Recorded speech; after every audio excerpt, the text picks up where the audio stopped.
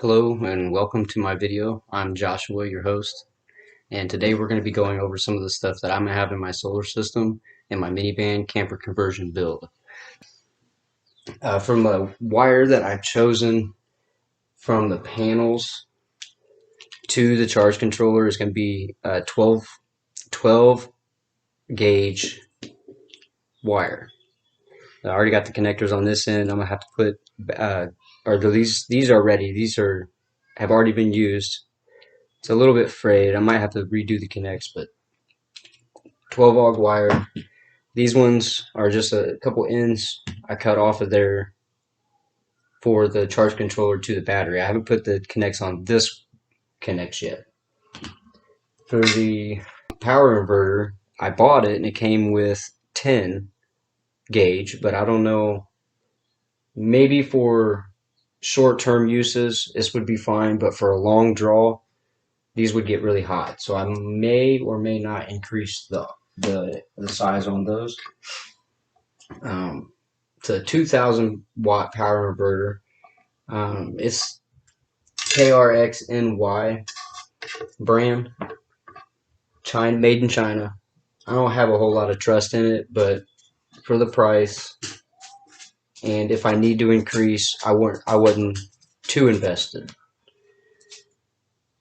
which is always a good thing. You don't want to get too invested and then learn later you need to increase your size, your voltage, wattage, whatever. It's expensive. So for the battery, I've got a 25.6 volt, 200 amp hour Power Queen. It's a lithium iron phosphate deep cycle battery. So even though it says 25.6 volt on it, it is still considered a 24 volt battery. This battery has a little over 5,000 watt hours. In my build, that works out okay. I could increase my size, but that's a $1,500 battery. I may not do that. I was originally going to do a 48 volt system. I'm glad I didn't, because I really don't need a 48 volt system in this application. It's just a minivan. I really don't. I could have went with 12 volt, but 24 volt, you get a little bit more efficiency out of it. It's a little bit cheaper. I like it. It's still within the safe range too. It's not lethal. So the charge controller, I've got a Midnight Solar Kid charge controller, and this is the 30 amp. I opted for a white. I just like that clean white look about it. Comes with the fuses for the battery and input. Just added internal protection in it. It's part of the design. Got a kind of holographic mirror. I don't know exactly what you would call that right off the top of my head, but holographic is what I'm thinking. It's pretty cool. I like it. And it says it over there too on the MPPT. And try to get that lighting. Kind of shiny. But anyways, there's a lot of options on these things. You got to program them. I got to program this to be compatible with the type of battery I'm gonna be using. But this is a monster of a charge controller. My father actually had a solar system and still does have most of the equipment, but he ran the Kid charge controller to its max capacity for many years. I've witnessed a front seat view of it being tortured and still surviving, and actually passing all tests with flying colors. It would get a little bit warm, which happens with charge controller. It doesn't have an internal fan. That's why it has the heat sinks on the front. But that's okay for me, because I will have the smaller van. I will have plenty of ventilation. It shouldn't be too bad. With that, I've got the Whizbang Junior, so I can monitor what is being put in and taken out of the battery. I'll go ahead and take it out of the box, give you guys a view what that looks like. Just comes with some bolts, and it's just basically, if you wanted to think about it as a computer, it's basically a little computer that goes with another computer to help monitor the different or a couple different aspects of your battery. And there's a lot of stuff that goes on inside of this. It's a very interesting piece of equipment. Go ahead and put that back up. And to use this, you actually have to have a shunt. And also, this is all from Midnight. Well, the charge controller, the Whiz-Bang Junior, and the shunt, and the breakers, I'll be getting to that, all come from Midnight Solar. I bought all that from their website. Oh, here's the shunt.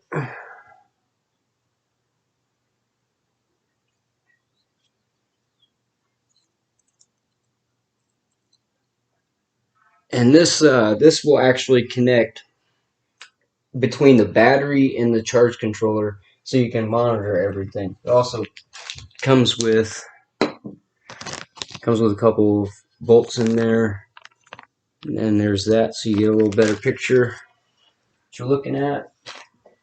From the solar panels, I'll have actually I'll get into that in a second. I have 1,000-volt PV fuse that I'm going to be using with those.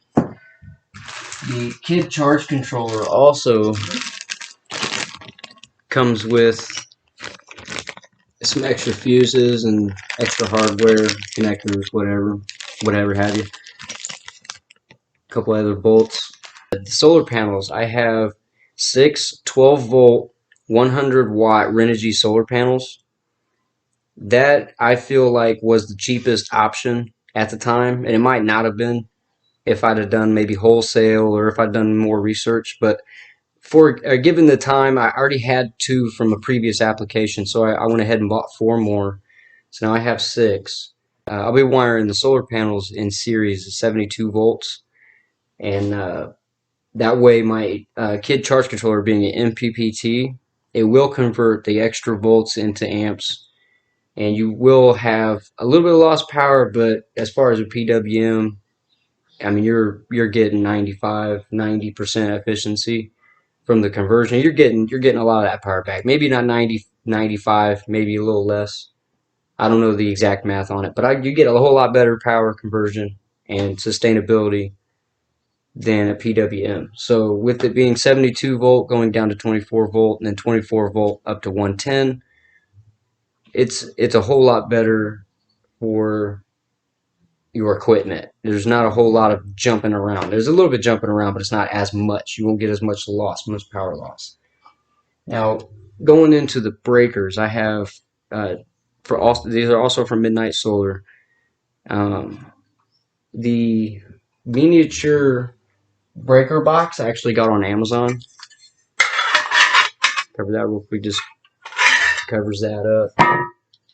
Anyways, they are 150 volt DC, and I was going to have 4 panels wired 2 arrays in 36 volts apiece, but I feel with all the conversion, I mean, even now I have the breaker, doesn't mean I have to do the 2 arrays. So I'm going to do 72 volts and then just have an extra, or maybe I'll even have another reason later down the road to use this one. But I'll have 1 breaker for the shutoff for the panels, so if I need to isolate, I can turn the panels off, disconnect them from the charge controller. That way I can work on the charge controller safely. I also have I'll be getting a disconnect for the battery to the inverter and battery to the charge controller as well. But as of right now, I don't have those. I will be getting them. So the 6 panels, the Renogy panels, they will be, the way I'm mounting them, 10 feet long by, I think they're 4.5 feet tall, and they're going to be side by side. So it's probably going to be about 10 feet by maybe 4.5 feet in the dimensions. So if you can imagine that sitting on top of a Dodge Grand Caravan, stay tuned. You're going to like it. It's going to look pretty cool. It's going to look amazing, and I think I might break the internet with it. Going back to the power inverter, I will be running a test, because I'll be bringing a microwave with me. I have a 1200 watt microwave, I believe it is, or it's a 770 on low. to give you an example, on high it'd probably be about 1400.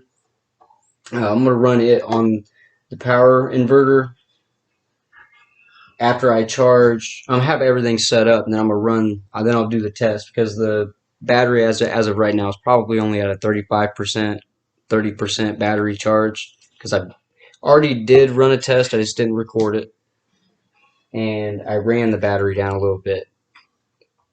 And I have no charger for that until I hook that charge controller up.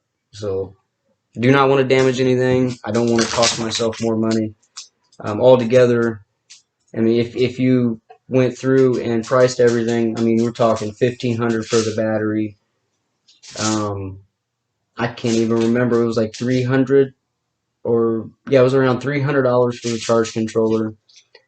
$200 for the power inverter, and you got the odds and ends. The actual shunt is $50. Believe it or not, the shunt was $50. And the whiz-bang, I believe, was about 50 as well. Don't quote me on that. It could be more or less. It was a while back when I bought them. These have been laying around for a while. They're worth the cost, because with the whiz-bang connected to the kid charge controller, I'm going to be able to monitor all the activity in the battery. So I'll be able to monitor with the lights. I'll have these as my lights. Primarily, they're going to just wrap around as much as I can. It's only 12 feet, I believe. Yeah, it's only 12 feet, so I'm not going to get a whole lot of distance out of it, but this is going to be what I use primarily for my light. It's going to be cost effective, and then I've got quite a few things that I'll have to equate for. But we'll get into that later. I'll be making more videos about what I can use, what I can get. I'll be able to get a mini fridge, maybe not a mini fridge, but one of the mini coolers. The coolers with a little refrigerator on the side of it. I'll probably get one of those. I can power that for sure. But if you look at what a house uses, this is about maybe an eighth of that. If you look at if I were to hook this up to a house, I would be able to maybe power an eighth of the house, maybe a little more, maybe a quarter of it. Not as long. You'd have to monitor your usage. You'd have to shut lights off and stuff like that. But with the solar panels, as much solar as I'll have, I'll be making the power that I need back, as long as I maintain constant vigilance on what power I am using and not using too much. I have all these uses that I'll have to equate for, but this is what you see is what I have right now, and it's gonna be a 2,000 watt system, 24 volt. The panels are also 5.5 amp. I don't know, I forgot that they're 5.5 amps, so I will have 5.5 amps coming in at 72 volts with that conversion. I don't know what the conversion math is. Somebody can put that down in the comments section below for me, what I could possibly get for output, or maybe I'll put it in the description. But what you see right now is what I'll have in my solar system. And like I said, with the power inverter, I may have to change this out, maybe increase the power. I won't decrease. There's no reason to decrease after increasing the power. I could get a smaller one as a backup in case this one fries. That way I have a way to use my power until I get a new one. But the only reason why I got this cheaper one is so I can get a more expensive one later and not feel bad about it, I guess. My wallet wouldn't feel as bad about it. But so, comment, like, subscribe. Maybe just from seeing this video, in the years to come, it'll point somebody towards another video that'll help them in their build, just as I've been helped by many of the YouTubers that are out there now, which I want to take a second to thank all you guys out there, to all the van lifers or minivan conversion builders. All the ideas I've gotten from you guys out there, it's amazing. You guys are doing a great job.